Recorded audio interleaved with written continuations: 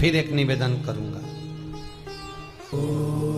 जीवन में अगर बहुत तकलीफ है, बहुत कष्ट है, आपको पहले भी कहा फिर कहते हैं, शिवरात्रि पड़ेगी। ये शिवरात्रि निवेदन करूंगा, अगर जिंदगी में थोड़ी सी तकलीफ है, दुख है, कष्ट है, परेशानी है, तो उस शिवरात्रि को हाथ से मत जाने। आपको पहले भी कहा कि क्या क्या वस्तु भगवान शंकर को हम रात्रि के समय पर चढ़ा दें, जिससे हमारा रोग समाप्त हो जाए, हमारी बीमारी समाप्त हो जाए, हमारे जीवन में सुख समृद्धि लक्ष्मी आ जाए। वो समर्पण का भाव। और शिवरात्रि आने में देरी है, आपके जीवन में बहुत कष्ट है, बहुत कष्ट। महाराज 5 कमलगट्टे, 5 बेलपत्र तांबे के लोटे में जल भरकर रख लीजिए। सीधे हाथ पर उस कलश को रखो जिसमें 5 कमलगट्टे और 5 बेलपत्र रखिए। श्री शिवाय नमस्तुभ्यम शिव महापुराण का मूल मंत्र है, जैसे भागवत का मूल मंत्र है ओम नमो भगवते वासुदेवाय। शिव महापुराण का मूल मंत्र है श्री शिवाय नमस्तुभ्यम। इस मंत्र का 5 बार स्मरण कर कर आपको जो तकलीफ है उसको हृदय चित्त से धरकर मस्तक से कलश को लगाकर किसी एकांतेश्वर महादेव पर, एकांतेश्वर महादेव मतलब अपने गांव से, नगर से, शहर से जो बाहर खेड़े में हो, बिल्कुल बाहर,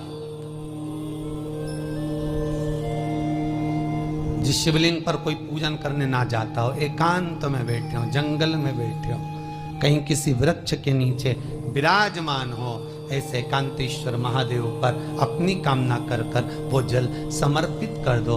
1 बेलपत्र, 1 कमलगट्टा उठाकर अपने घर पर लेकर आ जाओ। जो तकलीफ बहुत ज्यादा हो रही है 5 दिन में आपको मालूम पड़ जाएगी, 5 दिन में अंतर आ जाएगा। शिव का अनुमोदन करो, शंकर का स्मरण करो। महाराज शिव का हो, शंकर का, मेरे बाबा विश्वनाथ का स्मरण करो, मिलेगा।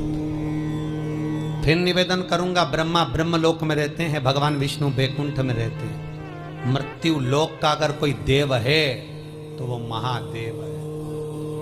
पृथ्वी का अगर कोई देवता है तो वो देव अधिदेव महादेव है।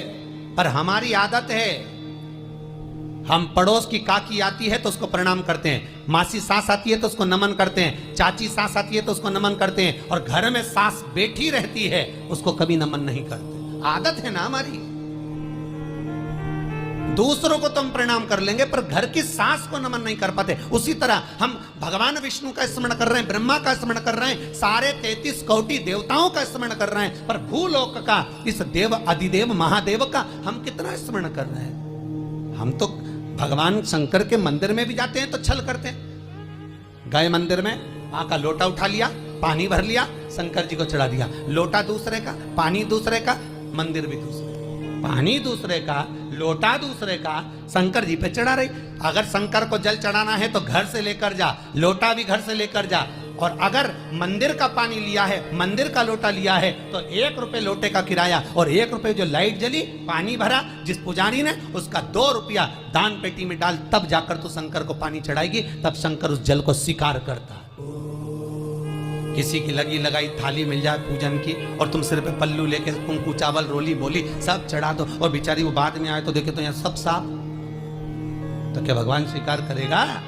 भगवान ऐसा स्वीकार नहीं करे। फिर निवेदन है, बरसाती मेंढक मत बनो रे, अच्छे से सेवा करो, थोड़ी करो पर अच्छी करो। घर से पानी लेकर जाओ। किसी की लगी लगाई थाली में से कुंकू चावल चढ़ा दोगे तो कुछ मिलना है क्या? अरे बोलो तो। विष्णु पुराण में तो यहां तक लिखा है कि किसी का लगा हुआ दिया, किसी का दिया मंदिर के अंदर रखा था, तुमने अपना डब्बा खोल कर बत्ती निकाल कर उसके दिए में रख कर जला दी और सोच रही है कि मैंने खूब बड़ा काम कर दिया, तो उसका तो फल ही नहीं मिला। विष्णु पुराण कह रही है, खुद का दिया, खुद की बाती, खुद का दीप अगर जलाती तो फल मिलता। किसी मंदिर में तुम रोज डब्बी लेकर जाओ, बत्ती लेकर जाओ, मना नहीं है, पर उस मंदिर में पहले से 5 दिए, 7 दिए, 11 दिए तुम रखता रहो तो जलाओ। दूसरे के रखे हुए दिए में 50 बार बाती जला कराना, उसका कोई फल नहीं मिलने वाला, उसका कोई फल नहीं है हमारा।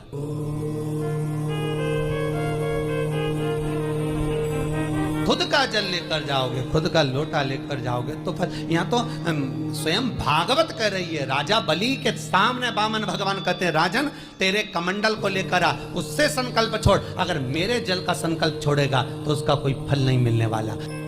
और अगर कोई यहां आता भी है तो साथ में पानी की बोतल लाओ, चावल लाओ, पूजा की थाली लाओ, फिर बैठो।